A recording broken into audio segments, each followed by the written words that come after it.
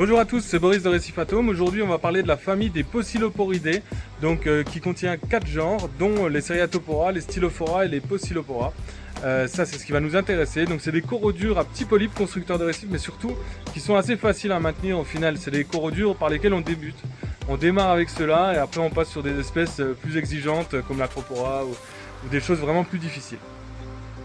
Aujourd'hui, on va parler de la famille des Poeciloporidae, qui fait aussi partie de l'ordre des coraux durs constructeurs de récifs appelés scléractiniaires. Ce sont des coraux durs car leur squelette est en carbonate de calcium, mais ce sont des coraux durs assez faciles à maintenir. Il ne faut pas confondre coraux durs et coraux difficiles.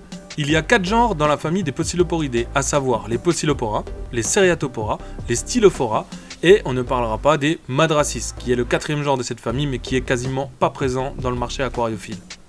Pour ce qui est des Poecilopora, il existe 22 espèces de Poecilopora valides et recensées dans le monde. Parmi les plus intéressantes que nous cultivons, on retrouve surtout Poecilopora damicornis et Poecilopora verrucosa.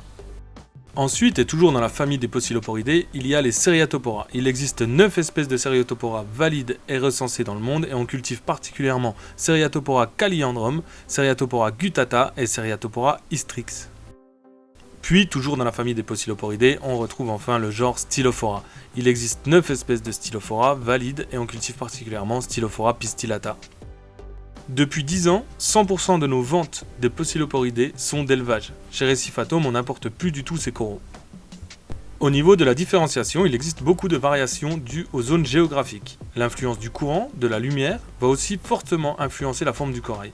Mais d'une manière générale, on peut dire que les Seriatopora ont des branches fines et sont en forme d'épines ou d'aiguilles.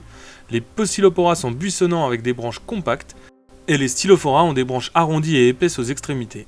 Au total, nous avons 27 morphes différentes de Poeciloporidae. Voici quelques souches que nous produisons. Tout d'abord les Poecilopora, le damicornis goldinsane, le jaune-vert, le rose, le tricolore, le vert et le Poecilopora eiduxi.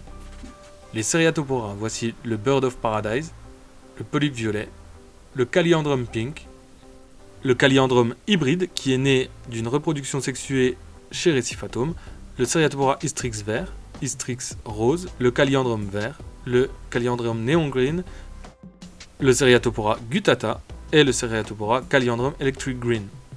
Et le Stylophora, Pink Blue Polyps, le Rose Polype Vert Fluo, le Pink, le Milka, le Purple Sin Branch, le Rose Polype Vert Fluo, le Green Fluo et le Pinkish.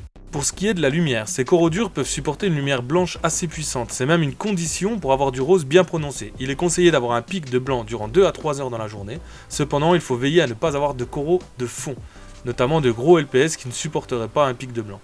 Pour le par, c'est quasiment 250 pour tous les Poeciloporidae que nous cultivons. Bien entendu, il est possible de les maintenir avec 100 de par et aussi 500 de par, en bleu 22 000 Kelvin, comme en blanc à 10 000 Kelvin. C'est pourquoi ils sont plutôt faciles et s'adaptent à la lumière rapidement. Pour le brassage, là encore, on voit de tout et ils s'adaptent plutôt bien. Faible, moyen, fort, direct, indirect, cela aura pour effet de modifier la forme de pousse du corail, mais ils vivront correctement. Pour la qualité d'eau, une fois de plus, ils acceptent assez bien les variations, même de KH, magnésium, calcium. Le calcium toujours autour de 440, magnésium autour de 1350 et le KH à 7 ou 8, mais des variations dans la journée de 1 ou 2 degrés sur le KH seront acceptées. Pour les nitrates, on conseille un optimal de 2 à 10 mg par litre. Ils n'aiment pas lorsque laissés trop bas, en oligotrophie, ils deviennent rapidement pâles, voire quasiment tout blancs. Attention pour les phosphates, on reste sur un optimal de 0,02 à 0,08 mg par litre, mais pour les Seriatopora, particulièrement les Seriatopora, ils vont détester les phosphates au-dessus de 0,08 et ça va déclencher des nécroses.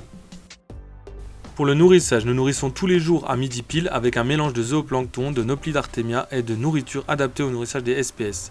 Ils mangent de tout et sont faciles aussi sur ce point de vue-là. En information importante, les Stylophora ont tendance à ne pas aimer les variations de salinité, et comme on l'a dit précédemment, les Seriatopora n'aiment pas les phosphates. D'une manière générale, on dit que c'est des coraux durs faciles, puisque au niveau de la lumière, ils sont pas très exigeants, brassage non plus, la qualité d'eau, ils acceptent les variations, et le nourrissage peut être fait avec à peu près tout ce qu'on veut, tant qu'il s'agit de nourriture pour coraux ou pour poissons.